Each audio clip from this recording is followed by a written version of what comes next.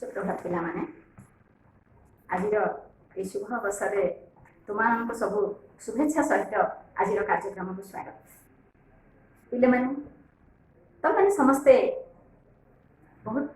ए विषय पढ़िल जे इतिहास सप्तम श्रेणी इतिहास आम पढ़ुचे यही भारत जोटा कि आमर चिरवंदनीय चिरस्मरणीय भारत माता धन संपद परिपूर्ण कीर्ति तार विश्व प्रसिद्ध तेरे से भारत को बारंबार समस्ते आसी एठी निजर शासन विस्तार कर भारतर धन संपद को लुंठन कर निज देश को से गौरवमंडित कर से भारतर जो राजा माने जो विभिन्न वंशर शासक माने आसी भारत को शासन कर विषय आम बहुत किसी आलोचना कले आगु बहुत शासक एठी किभଳି भाव में निजर साम्राज्य विस्तार कर शासन करी पुणी निज निज देश को प्रत्यावर्तन कर विषय आम आलोचना कर सारी तुगलक वंश कथा आम आलोचना करते जो मोहम्मद बिन तुगलक जे कि आरवाया राजा रूपे परिचित थे से किभଳି भाव में शासन करते एवं तांको समयटा को से माने अलाउद्दीन खिलजी मोहम्मद बिन तुगलक ये सब जो माने शासन करते आम सुल्तानी शासन समय बोली पढ़ीचे तेरे से सुल्तान मानकर शासन जितेबाला कि तुगलक वंशर शासन चली से माने सब जो शासन करुले आस्ते आस्ते सुल्तानी शासन दुर्बल हो पड़ा कारण तुगलक वंशर जितेबाला पतन है आउ से भाया सुदक्ष शासक नथिले समस्ते दुर्बल थे तेणु विरुद्ध में सामंत आउ प्रादेशिक शासक माने स्वर उत्तोलन कले से दुर्बल शासक मान खातिर कले ना निज निजर स्वाधीनता घोषणा करगले फल कौन है ना देशर चारिआडे विशृंखला देखादेला अराजकता देखादेला जितेबाला शासक ठीक न था सुदक्ष न था से विभिन्न अंचल दुर्बल शासक माने सबल हो उठती एवं विशृंखला देखादेवाटा स्वाभाविक तेणु यही समय दिल्ली रे शासन करुले इब्राहिम लोदी लोदी वंशर शासन चली से इब्राहिम लोदी थे स्वेच्छाचारी शासक तांको शासन में समस्त थे असंतुष्ट तेणु अफगान अमीर माने असंतुष्ट हो विरुद्ध में षड्यंत्र कले शासन विताड़ित करने से माने खोजुले जे क्या जड़े दक्ष शासक पाइबे जी कि इब्राहिम लोदी को विताड़ित कर लोदी वंशर पतन कर ठीक से समय से माने जानिले जड़े प्रबल पराक्रमी राजा से होचंती बाबर से बाबर से थिले काबुल शासक एवं बाबर को एमाने कौन कले ना निमंत्रण कले किभଳି भाव से भारत को आसीबे एवं ये लोदी वंश विरुद्ध में युद्ध करेंगे बाबर मध्य से ठीक से सुजोग अपेक्षा थे भागवत वाणी आमर ना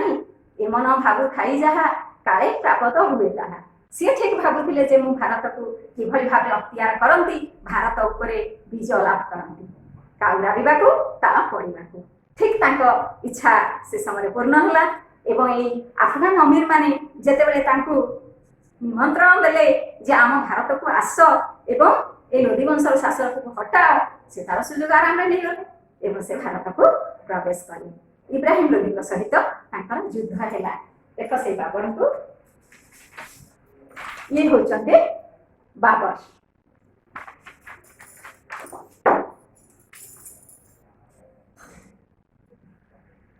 बाबर जितेबाला थिले कोठिया शासक अच्छे ना काबुल शासक से समय से थिले फरगना शासक थिले देख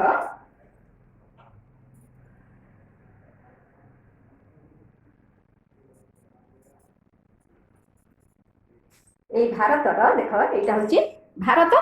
भारतर यहाँ हूँ फरगना तुर्किस्तान फरगनार राजा थिले बाबर से जितेबाला भारतर सामंत माने तांकु भारत को आसी इब्राहिम लोदी सहित युद्ध करने को कहले से खूब खुशी रे भारत को आसिले एवं आसी प्रथमे काबुल जय कले तापरे कांदाहार जय कले एवं काबुल कांदाहार जय करी आस्ते आस्ते भारत भीतर को से प्रवेश कले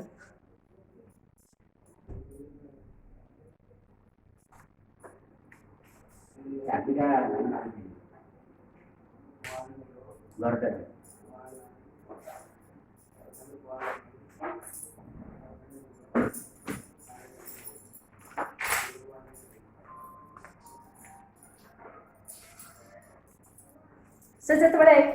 आसी भारत में प्रवेश कले एवं भारत में निजर भारत में इब्राहिम लोधी सहित युद्ध है एवं इब्राहिम लोधी सहित भेट है कौटी ना पानीपत नामक स्थान से पानीपत नामक स्थान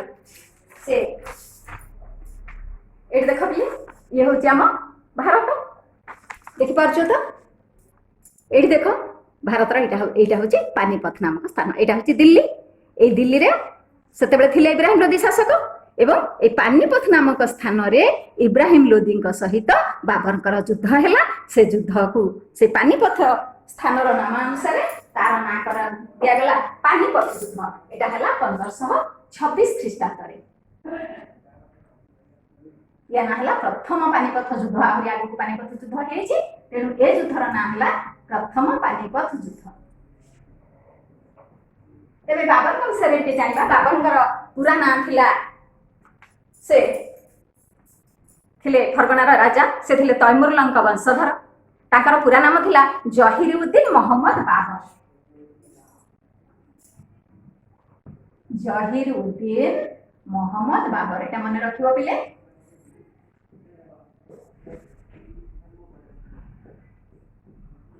जहीरुद्दीन मोहम्मद बाबर ताका बापा को नाम थिला उमर शेख मिर्जा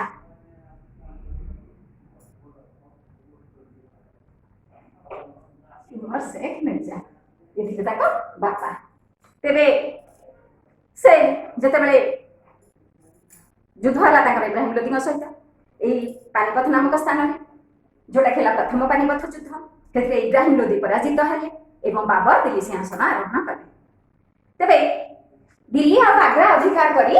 से भारत में मोगल साम्राज्य प्रतिष्ठा कले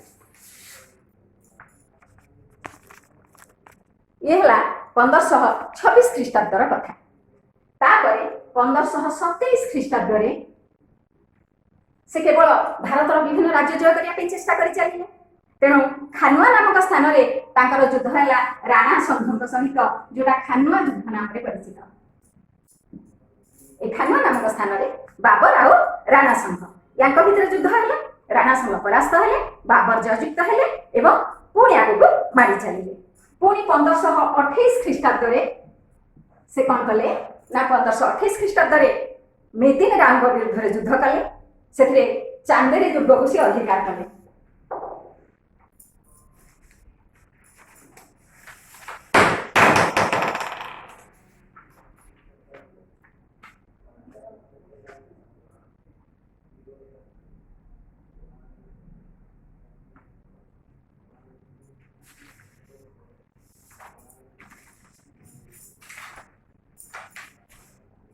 मेदिनीराव विरुद्ध युद्ध कर चांदेरी दुर्ग अधिकार कले एवं चांदेरी दुर्ग अधिकार कर सारी पुणी से कौन कले ना आगु आगु पुणी मारी चलिए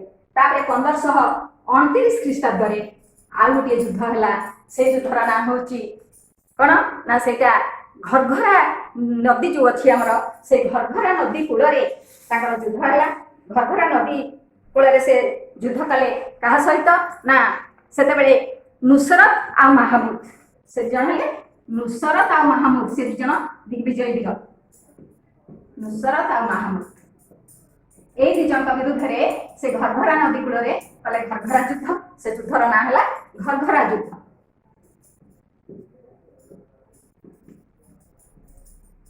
ये युद्ध बाबर जययुक्त है यहाँ थिला बाबर जीवनर शेष युद्ध 1529 ख्रीष्टाब्द तापर 1530 ख्रीष्टाब्द बाबर मृत्यु है दिग्विजय वीर बाबर जे कि भारत में एत गुड़ी अंचल सब जय कर सारी 1530 ख्रीष्टाब्द मृत्यु है से साम्राज्य सेपटे पंजाब ठारू एपटे बिहार पर्यंत विस्तृति लाभ कर सारी से जे भली योद्धा थिले से भली जने सुलेखक थिले सुसाहित्यिक एवं तुर्की भाषा रे से आत्मजीवनी लिखिथिले जहाँ का ना बाबर नामा ताकर आत्मजीवनी जो से लिखिथिले ताकर निज नाम अनुसार तार नाम देथिले बाबर नामा तबे बाबर मृत्यु बेलू ताकर 4 पुओ थिले ताकर 4 पुओं भितर श्रेष्ठ थिले हुमायूं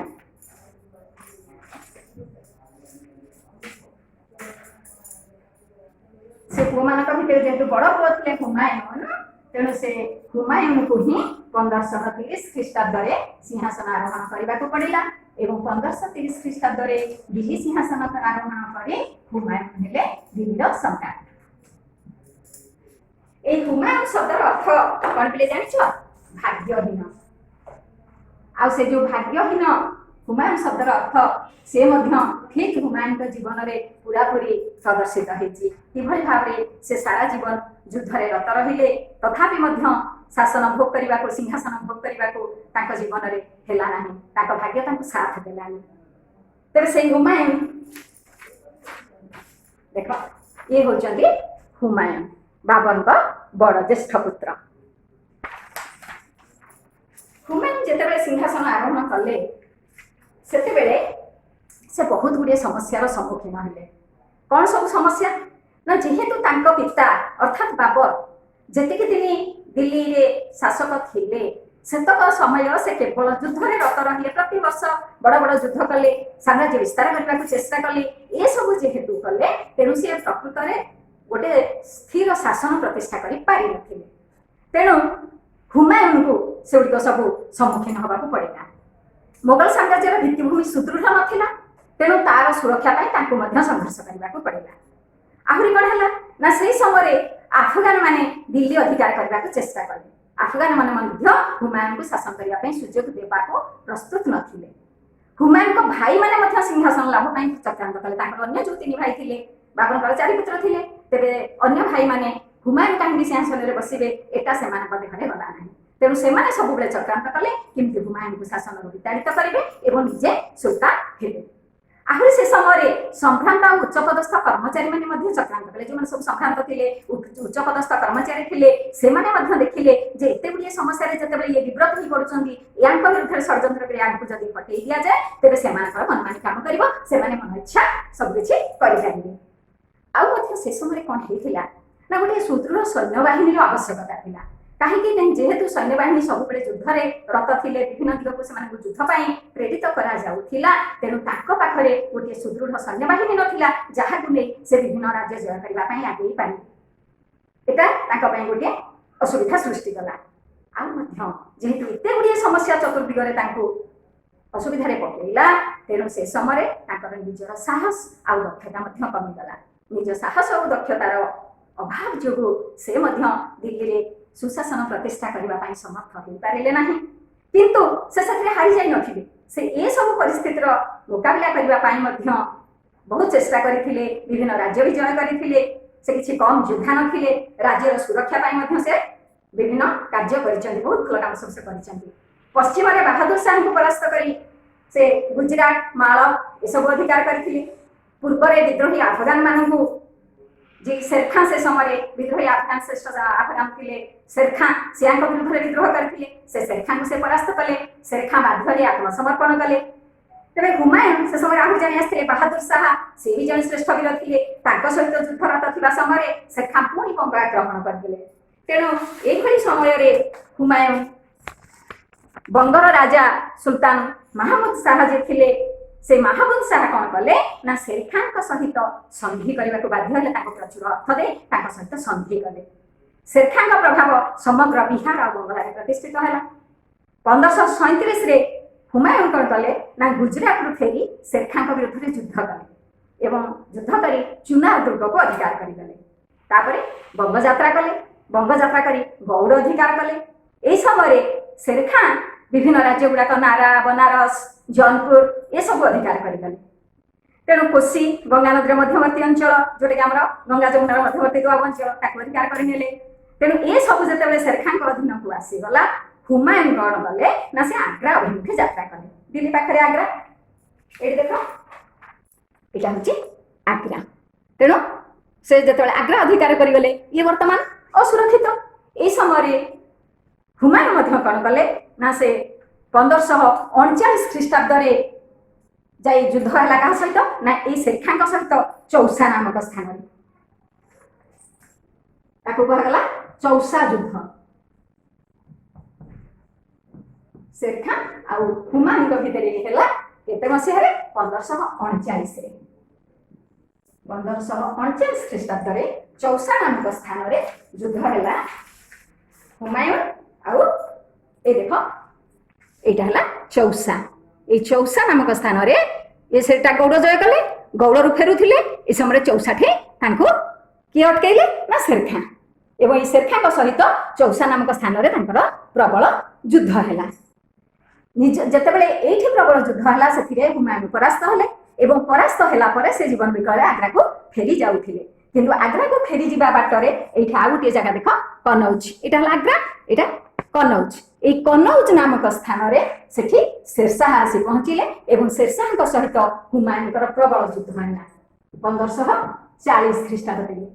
ଯେହେତୁ ଯୁଦ୍ଧ କରି କରି ସେଠୁ ଆସିଛନ୍ତି ତେଣୁ ତାଙ୍କର ସୈନ୍ୟ ବାହିନୀ ବି କମି ଯାଇଥିଲେ। ନିଜେ ମଧ୍ୟ ସେ ଆଉ ସେତେବେଳକୁ ତାଙ୍କର ଦକ୍ଷତା ନଥିଲା ଯୁଦ୍ଧ କରିବା ପାଇଁ। ତେଣୁ ସେଥିରେ ମଧ୍ୟ କନୌଜ ଠାରେ ହୁମାୟୁନ ପରାସ୍ତ ହେଲେ ଏବଂ ତାଙ୍କ ହାତରୁ ଦିଲ୍ଲୀ ସିଂହାସନ ଗଲା। ଶେରଶାହ ଦିଲ୍ଲୀ ସିଂହାସନ ଅଧିକାର କରିନେଲେ।